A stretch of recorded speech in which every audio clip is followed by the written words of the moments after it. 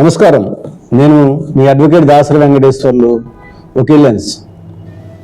ఆడపిల్ల పుట్టిన తర్వాత చాలామందికి తల్లిదండ్రులకి హ్యాపీగా ఉంటారు, కానీ పెళ్లి చేసిన తర్వాత చాలామందికి అపోహలు ఉంటాయి.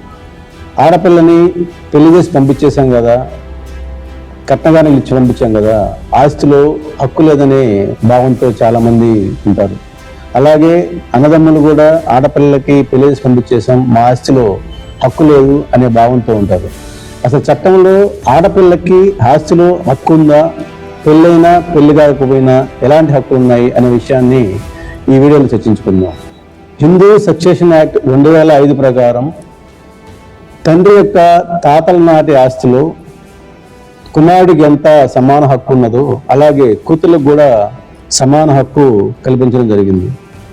ఆడపిల్లకి పెళ్ళయిందా లేదా అనే విషయంతో సంబంధం లేకుండా మగపిల్ల వాళ్ళతో సమానంగా వాళ్ళకి ఆస్తిలో సమాన హక్కు ఉంటుంది. అది కాకుండా ఒకవేళ తండ్రి తన స్వతహాగా సంపాదించిన ఆస్తిలో ఉంటే, ఒకవేళ ఆ వ్యక్తి మరణించితే ఆయన భార్యతో పాటు కొడుకుకి కూతురికి సమానమైన హక్కు ఉంటుంది. అలాగే ఆడపిల్లలు ఒకవేళ అన్నదమ్ములు కానీ ఆస్తి ఇవ్వనని మండిపెట్టినప్పుడు మీరు చేయాల్సిన ముఖ్యమైన విషయాలు, ఒక మంచి లాయర్ ద్వారా ఆ వ్యక్తికి లీగల్ నోటీస్ పంపించి దేనికోసం మీరు నోటీస్ పంపించిన విషయాన్ని దాన్ని క్లుప్తంగా చూపించండి. తద్వారా సివిల్ కోర్టులో మీ భాగం మీకు ఇవ్వమని కోర్టులో పార్టీషన్ సూట్ కూడా వేసే అవకాశం మీకుంది. అలాగే ఆ కేసులు కోర్టులో నడుస్తున్నప్పుడు ఆ ఆస్తిని మీ అన్నదమ్ములైనా సరే ఇంకెవరైనా సరే అమ్మడానికి కానీ కొనడానికి కానీ ఎటువంటి వీలు లేకుండా చట్టం మీకు రక్షణ కల్పిస్తుంది.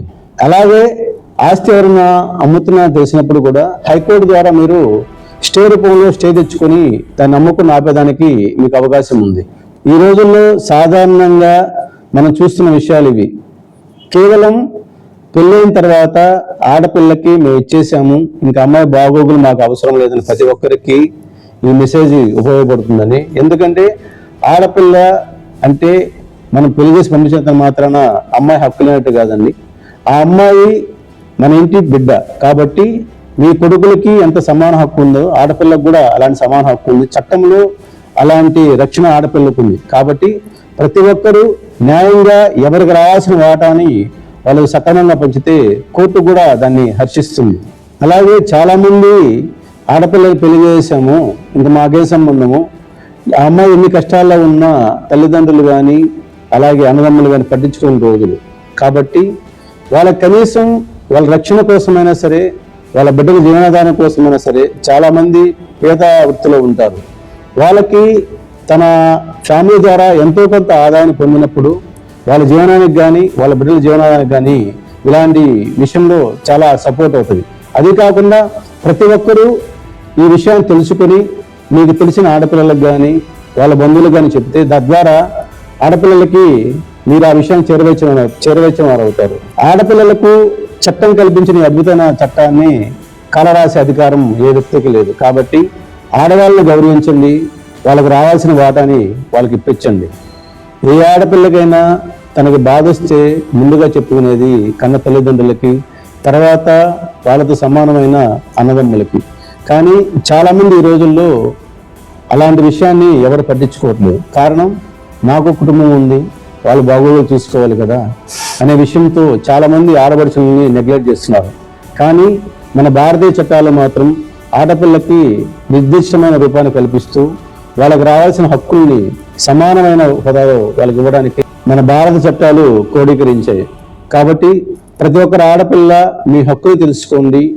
ఆ హక్కు వల్ల వచ్చే మీకు ఎలాంటి ఉపయోగం ఉన్నదని తెలుసుకొని 10 మంది ఆడపిల్లలకు తెలియజేస్తే ఇలాంటి విషయాలు బహిర్గతం అవుతాయి. చూశారు కదండి, ఇలాంటి వీడియోతో ప్రతి వారం సోమ, బుధ, శుక్రవారం వకీలెన్స్లో సాయంకాలం 6:30 నుంచి ఒక వీడియో లాంచ్ చేయడం జరుగుతుంది. మీకు ఏమైనా సలహాలు సూచనలు లాంటివి కావాలంటే కింద కామెంట్ బాక్స్లో రాయండి. తెలుసు కదండి మన స్లోగన్, చట్టం తెలియకపోయినా పర్లేదండి, చట్టాన్ని తెలుసుకోవడం చాలా ముఖ్యం. ఇట్లు మీ అడ్వకేట్ దాసరి వెంకటేశ్వర్లు, వకీలెన్స్. ధన్యవాదాలు.